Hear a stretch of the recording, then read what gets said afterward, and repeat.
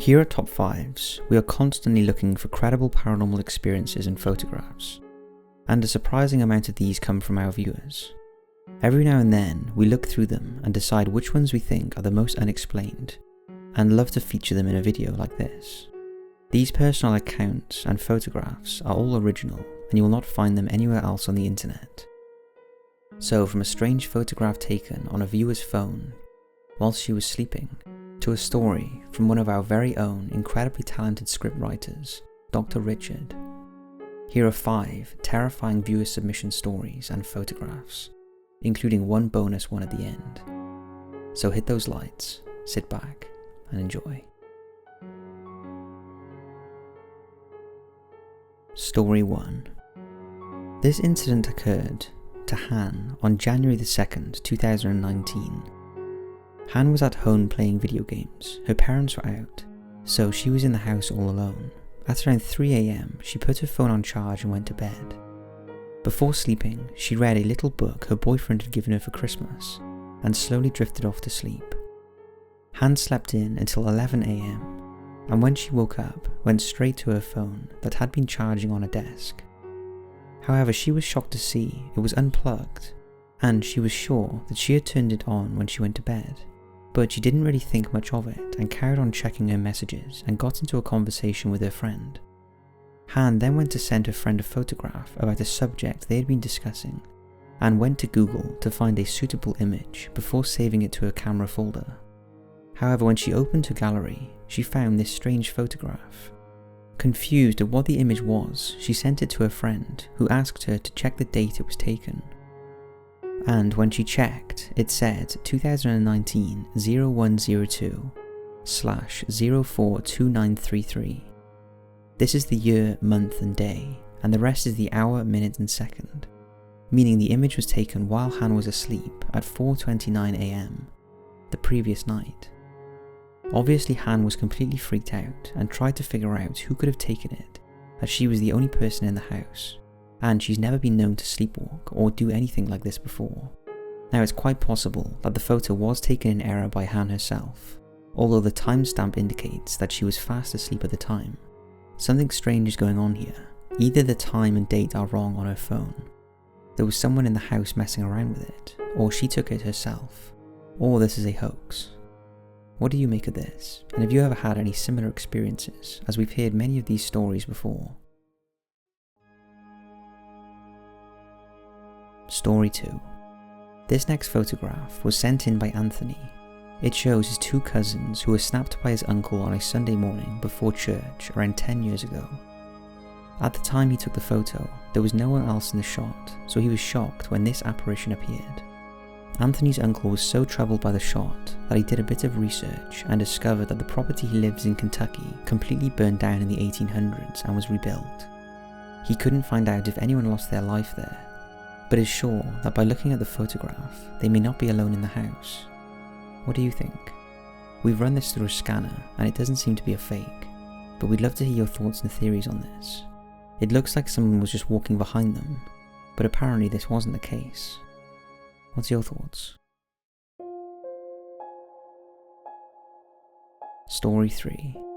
This next one, I think a lot of you will relate to. It was sent in by a man named Josh, and it's a reoccurring incident with people who have lost loved ones. In 1993, Josh's grandfather passed away at a time when Josh and his cousins were both 3 years old, so a little young to understand exactly what was going on. The day after he passed, Josh got up and excitedly told his mother that he had just seen his grandfather in his bedroom. His mother was obviously still mourning the loss of her father, and immediately rang her brother to tell him what Josh had said. But before she could explain what had happened, her brother told her that the morning his son had also got up and said to him that he had seen his grandfather in his bedroom. During both these occasions, the grandfather had already passed away. At the time, neither child had been told of the death, as their parents thought they were too young to comprehend it. Josh himself has very little recollection of the incident, but he and his family firmly believe it was their loved one saying a final goodbye to his grandchildren. We have no reason to believe that these 2 3-year-olds were lying, and although this does not confirm the existence of ghosts, we've written and heard about lots of similar incidents to this, and would love to hear in the comments if any of you have had a similar experience. My nan used to tell a story that when her mother passed away, she saw her one time sitting in the chair that she always sat in their house. Story 4. The location of this next photograph needs no introduction. We have done a walkthrough video of this place, and it's one of the most eerie and haunting places in the world. Auschwitz. This photograph was sent to us by Francis back in 2017, and shows one of the many wooden sheds at the camp where prisoners were kept in appalling conditions stacked up on bunks. It shows a very clear orb, and several other photos were taken in the shed, but none came out like this one. No flash was used on the camera, and it was just natural light. Now, we appreciate that a lot of people, ourselves included, are very skeptical about orbs. So here is a brief explanation of what they might mean, and why so many people believe in them. For paranormal experts, an orb represents the energy patterns of ghosts or entities, and each one can contain the energy of one or more entities. Others believe that they are visible representations of guardian angels of past relatives, which often appear at critical moments in their relatives' lives, such as the birth of a child, a special family gathering, or after a life-threatening illness or accident, and they are there to protect and bless them. Of course, there are those that dismiss orbs as nothing more than pollen or dust catching the light, or out-of-focus shots that cause an orb-like appearance when objects overlap in circles of light. However, none of these have been conclusively proven, so until we are told any different, many people like to believe that it's possible they are energy orbs of disembodied souls, and there is no more appropriate place to see those than at the site of so much suffering and death. Story 5. This story we believe to be incredibly credible. It comes from Dr. Richard, one of our more skeptical scriptwriters, who's an evolutionary biologist with degrees in philosophy, anthropology and mathematics, and a man who is not easily fooled. Dr. Richard grew up in Pine Street in Brooklyn in the East New York section of New York City. The neighborhood was dominated by Italians, and directly across the street from him was the Hill family, famous for Henry Hill, the notorious mobster turned informant, who was the central character in the movie Goodfellas. Dr. Richard knew him, although not well, although his disabled brother Michael was a good friend of his.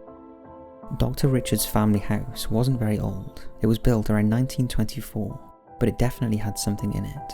Although it's worth mentioning that all of these things happened many years ago, and he no longer lives in the house. However, Dr. Richard still remembers the sounds of that house, and his earliest memory is from when he was sleeping in a bedroom at the top of the stairs. The house had 2 stories, and his grandmother lived on the ground floor, because she was nearly blind and had a leg amputated due to diabetes. While the rest of the family, 2 sisters, Dr. Richard and their parents, lived on the 2nd floor. Every night he would hear something climb the stairs, although whatever it was, it would never reach the top. It wouldn't go back down either, and these weren't just vague sounds that you could interpret as footsteps. These were clear, distinct footsteps on the stairs. This activity happened throughout the house, and was obvious to everyone, not just the family, but also visitors. The front door, for example, would seem to open and then slam shut. The door opened into a mudroom, which then led through double doors to a hallway. On the left, halfway down the hallway, was a doorway into a sitting room. Directly opposite that, on the right, was the staircase to the 2nd floor. Visitors in that parlour would frequently hear the front door open and slam shut, and then hear footsteps along the hallway that would stop just short of the door, but there was never anyone there.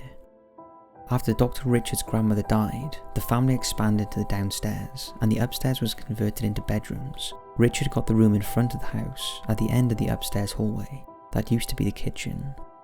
For several years, something would walk back and forth in the attic, directly above Dr. Richard. And these were not just vague, faint sounds, they sounded like someone wearing heavy boots, and it would go on for hours. The last audible experience Dr. Richard had was in that upstairs bedroom.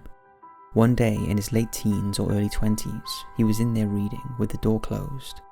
The only other person in the house was his mother, and he could hear her downstairs in the kitchen. When suddenly, something slammed against the door. It was an extremely powerful bang.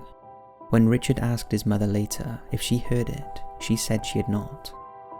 But that's not all. Richard also recalls distinct memories of what many years later he learned were called shadow people. Richard saw them 3 times at the foot of his bed. Twice he saw something that he felt was male, with a full head of hair or possibly a hood, wearing a cloak, who always stood at the foot of his bed. The third was a smaller figure hunched over that seemed to be female. She was in the corner of his room.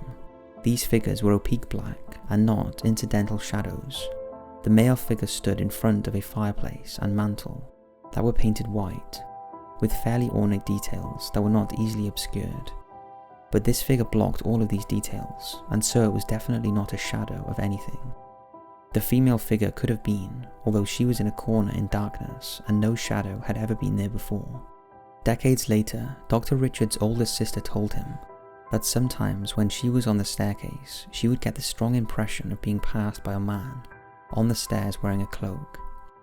To this day, Dr. Richards has no idea what these experiences were, although he did find out much later that a woman had hanged herself in the attic. Since moving from that house many years ago, Dr. Richard now lives in a much older Victorian home in Massachusetts, and nothing has ever happened since.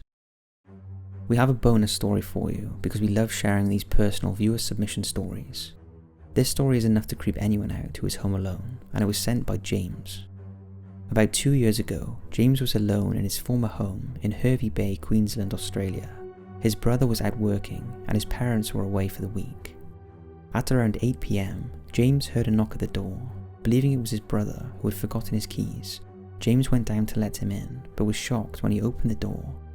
And standing there was an old lady with no trousers on, wearing just a long red coat. The lady appeared to be distressed and was holding her left arm, although there was no sign of an injury. The woman asked James if she could use his house phone, and when James refused, she got more and more agitated and kept repeating her request over and over, before attempting to open the fly screen and get in the house. James managed to hold the screen door shut and told the lady, "I'm sorry, I cannot help you," before closing both doors and locking them. James then went back upstairs and peeked through the window at the front of the house, and saw the lady walking around the driveway, before she wandered off down the street. James immediately called the police and reported the incident, and they told him she might have been an escaped patient from a nearby psychiatric hospital. However, strangely, James never heard another word about who the woman was or what happened to her. He still finds it creepy to think, especially as he was home alone. So that's 5 viewer submission stories with a bonus story. We hope you've enjoyed this video, and don't forget to send in your own story to the email address in our description. Thanks for watching, and as always, we'll see you in the next video.